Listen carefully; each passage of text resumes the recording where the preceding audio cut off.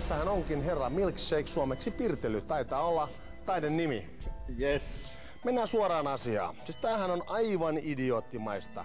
Joku idiootti pingveni on ollut niin kännissä joskus lirppittelnyt punaviiniä, maalannut shakkipöydän valkoiseksi ja molemmat napit.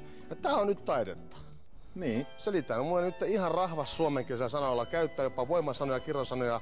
Miten sä näet tän taiteena? No se on niinku uskalla pelata. Tässä on just tämä naurettavuuden huippu taideteossa. Joku täysvaljastettu apina gorilla paviainen on työnyt omenan pleksilasin korokkeen päälle ja sanoo, että tämä on taidetta. Onko tämä Eikö tässä ole sun mielestä? Eikö tässä ole tämä elämän ja tuhoutumisen mysteeri? Ja tässä jatkuu koko jonon näkemys hänen avioliiton maailmasta ja kaikkien naisten, jotka ei ole tyytyväisen avioliitosta tai menee yli 80-vuotiaan miehen kanssa naimisiin. Kaikista puolet.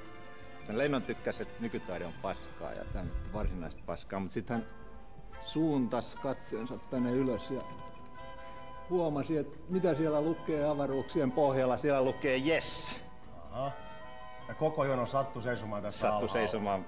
Hän katsoi Jokon syviin silmiin ja sanoi yes. Ja koko jono sanoi, otan puolen. Eli nykytaide on huumeita käyttäville hippivipeille ja säveltäjille ja muillekin aasialaisille.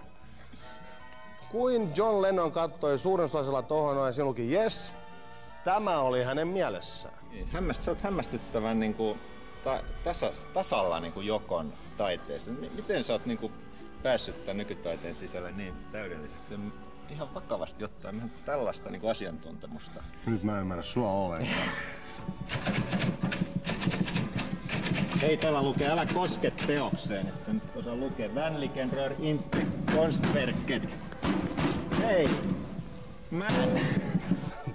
Puuttuukohan tästä jotain? Nyt meni multa hetkinen Nyt meni kyllä.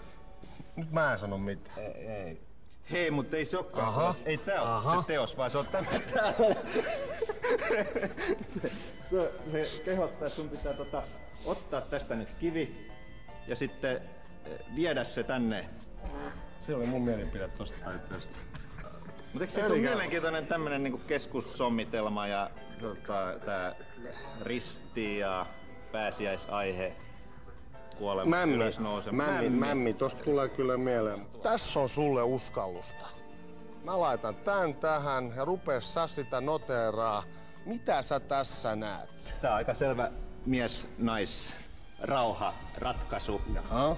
Keuhkot, osuma, tähtäin. Muuten loistava duuni. Siis aivan asiallisesti fantastista nykytaidetta. Halo, onko valo? Who am I speaking to?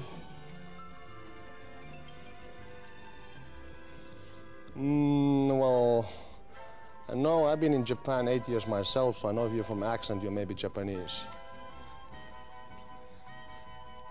Konnichiwa. Wakarimashita.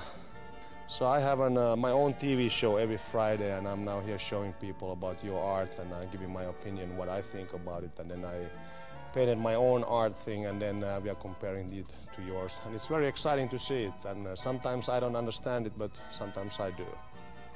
So we're doing art right now. That's amazing.